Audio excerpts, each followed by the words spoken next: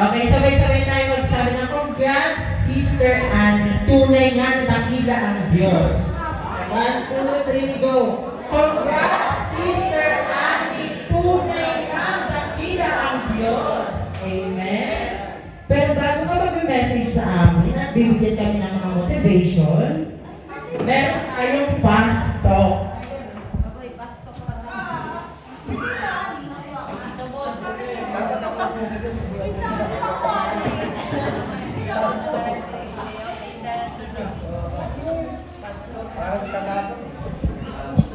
Okay, Alden, tara, ito ako muna.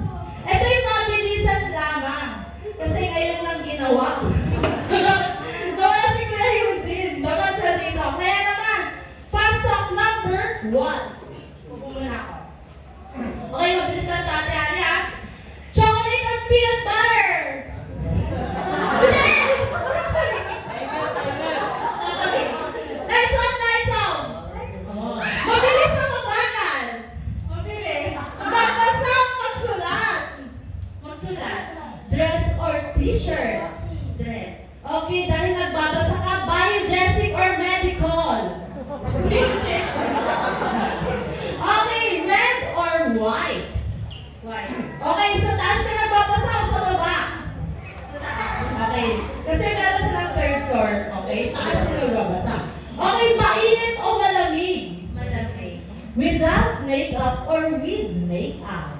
With makeup. With makeup. Same. Okay. Tubig o soft drinks? Tubig. Red. Okay. Tawas o Rexona? Okay, wait tayo yan na. Okay. Coaching o safeguard? Bible or Bible? Okay, kumpletuhin mo ito. I am beloved. Yun naman po ang ating fast talk for today. Kaya naman, thank you and congrats, Ate Annie. We are so proud of you. Hindi ka kasi ako eh. Thank you, Ate Annie. Alam niyo mga kapatid, pumasok ako ng bar, pero feeling ko yung mga tao, parang, hindi ako nandito. Pero maraming salamat po. Pag tinatawag po ako ng attorney, yung mga, kasi may nagpa-calculate po sa office, tinatawag ko ng mga attorney, yung guard, yung mga janitor sa City Hall. Parang nagugulat ako, attorney yung mga pala ako. Tapos, hindi na ako pala sumahit pag sa office. Pagdadako ko, pero ako hindi ka. Diba? So, pag attorney ko, parang iba pa po sa feeling ko na, so maraming salamat po mga kapatid sa gestures. Sobrang appreciate ko po sa mga kapatid na naghanda, sa mga naka-appreciate. So maraming salamat sa inyo. Dahil ko mag-message na po ako. Ano na mga kapatid, sa totoo lang po, akala ko po, ako yung mag-message kanina. So, nag-ready ako. Tapos, kaya ko lang naman kung ikaw ba nila ako? Kung wala. Kasi nga po, nung lumabas pa lang po yung date na kung kailan nilalabas yung result, nag-ready na ako ng message. Bakit? kasi baka kailangan ko mag-ready na message. So, nag-message ako noon pa, kaso hindi ako natap. Okay lang mga kapatid. So, ngayon ko na lang po i-share sa inyo yung message na to at mag-i-share din po ako sa inyo ng ilan sa mga experience ko bilang tao, at bilang estudyante, bilang worker, at bilang anak, kapatid. Yan, so, sana mag-bless mo tayo lahat sa ating experience na na-share ko. Sa totoo ng mga kapatid, nahiya ako mag-share ng buhay ko dito sa church. Bigyan nyo na sa akin lahat ng part. Huwag lang ng pag-testimony kasi feeling ko yung buhay ko hindi siya masyadong inspiring kasi nga mahirap ang buhay namin. Mamaya na rin natin. Mahirap buhay namin ako. Isa natin itong message ay may kita po dito sa Exodus 17 verses 8 to 13.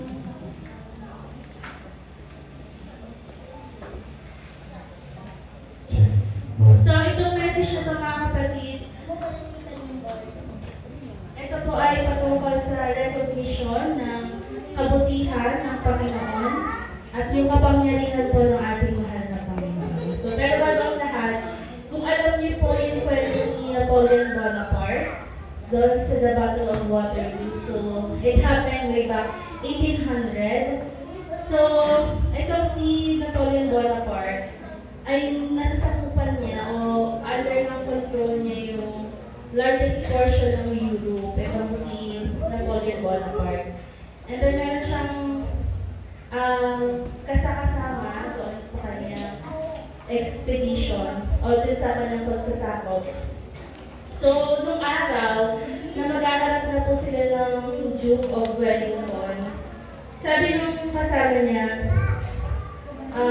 alam mo, you know, it is us, human, who proposes, but it is God who disposes. Sabi ko nung kasama ni Napoleon Bonaparte. Sabi naman ni Napoleon Bonaparte kung alam niyo po yung opera na Les Miserables, yung opera sa Les Miserables. So yung author po nun, binanggit niya yun. Sabi ni Napoleon Bonaparte, no, it is me who proposes and it is also me who disposes. So ayaw nang i-acknowledge yung power and presence ng Panginoon ni Napoleon Bonaparte.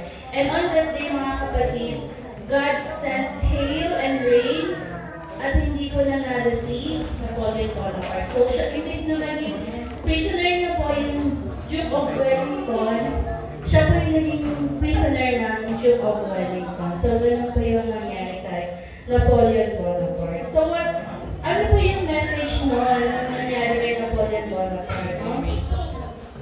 Kapag ang Panginoon, sinandal natin sa isang sitwasyon o sa isang equation, hindi po tayo magtatagumpay. Kapag ang Panginoon wala sa plano natin, hindi po tayo magtatagumpay mga kapatid.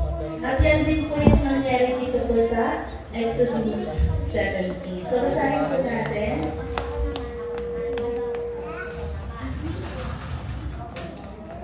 Sabi po dito, nang ang mga Israelita ay nasa Rephidim, sinalakay sila ng mga Amalekita. So, ito po yung kauna-unahang gera o war o pag-away na sinasangkutan ng mga Israelita pagkatapos ng kanilang 40 years na paglalakbay.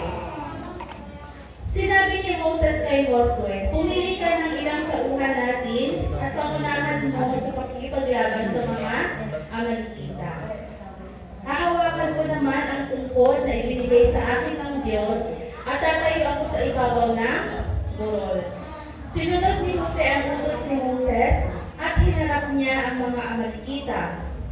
Si Moses naman, kasama sina Aaron at Hur. So si Hur po, hindi siya masyadong nami-mention sa Bible. Ito pa lang yung pangalawang beses sa event na to na nabanggit yung pangalang Hur.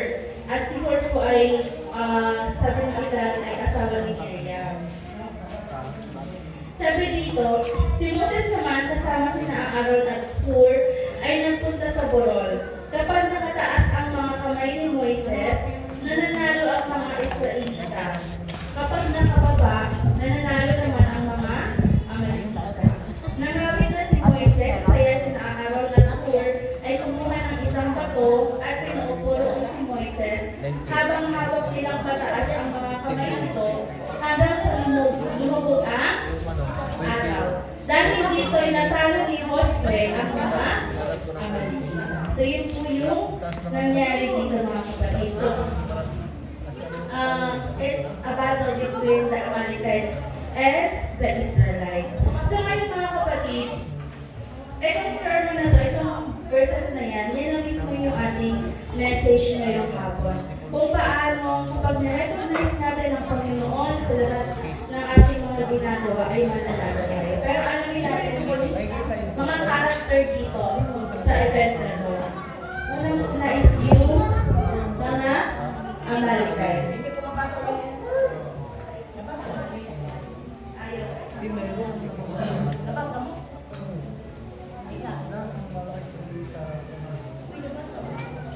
So yung mga Amalekites mga kapatid.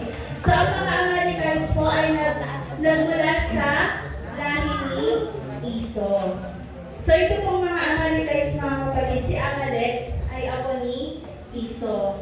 So si Amalek ay anak po ni Eliphaz na anak ni Esau. So ito pong mga Amalekites ay mula sa lahi ni Esau na kapatid ni Jacob. So ano ba yung kanilang strategy kapag sila ay nakikipaglaban? So una, ang gagawin po nila ay aasara sila kapag ikaw ay pagod na at nangihina ka na.